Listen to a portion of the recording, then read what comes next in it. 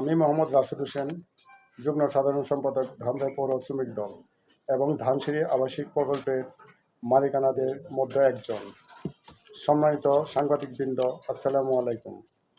আপনারা সকলে অবগত আছেন যে বিগত 20 বছর যাবৎ আমাদের এই ধানসিঁড়ি আবাসিক প্রকল্প সম্মানের সহিত কোনো প্রকার বদনাম ছাড়া পরিচালনা করে আসছি। কিছুদিন পূর্বে মোহাম্মদ শাহাদাত নামের একজন তার সন্ত্রাসী বাহিনী নিয়ে আমাদের প্রকল্পের মেন গেটের তালা ভেঙে জোরপূর্বক আমাদের প্রকল্পের উপর দিয়ে অন্য একজনের জমি মাটি ভরাট শুরু করে। সন্ত্রাসী শাহাদাত বলেছেন জায়গাটি তার। কথাটা সম্পূর্ণ মিথ্যা। জায়গাটি একজন মহিলার নামে। শাহাদাত আরও বলেছেন ধানসিঁড়ি প্রকল্পের মালিকরা তার কাছে 1 কোটি টাকা চাঁদা দাবি করেছেন। আমরা আপনাদের মাধ্যমে জানতে চাই এই অভিযোগটি সম্পূর্ণ মিথ্যা ও ভিত্তিহীন এবং আমরা প্রকল্পর মালিকগণের পক্ষ থেকে সন্ত্রাসী শাহাদাতের বিরুদ্ধে 1 কোটি টাকা মানহানি মামলা করব। আমরা বিষয়টি মাননীয় সংসদ সদস্য আলহাজ তমিজউদ্দিন সাহেবের স্থায়ী নেতৃবৃন্দ এবং প্রশাসনকে মৌখিকভাবে জানিয়েছি। আমরা আমাদের এবং প্রশাসনের সকল প্রকার সহযোগিতা কামনা করছি। ওকে, থ্যাংক ইউ। উপস্থিত সাংবাদিক বিন্দু সকলকে ধন্যবাদ জানিয়ে আমি আমার বিসমিল্লাহির রহমানির রহিম।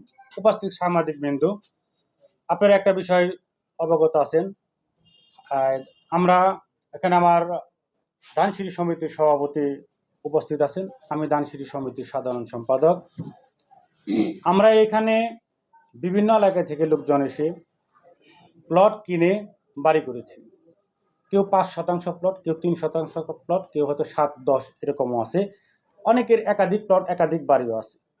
আমরা যখন এখানে প্লট কিনছি, প্লট কেনার সময় আমরা রাস্তার জন্য আমরা 15 পয়েন্ট করে 5% ছাড় দিয়েছি রাস্তার জন্য।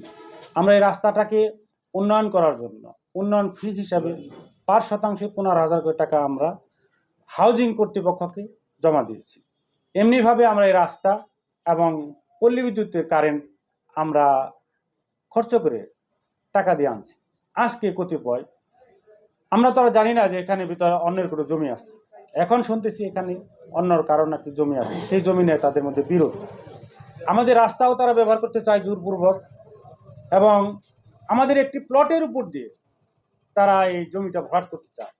মাননীয় সাংবাদিক বিন্দু, আপনাদের মাধ্যমে আমরা এটার তীব্র প্রতিবাদ জানাই এবং এইখানে রাস্তা এই মাটি ভরাট করার সময় কিছু লোকজন আসে, আমাদের এখানে মা বোনরা বসবাস করে, পাশাপাশি ভাইটারা বসবাস করে।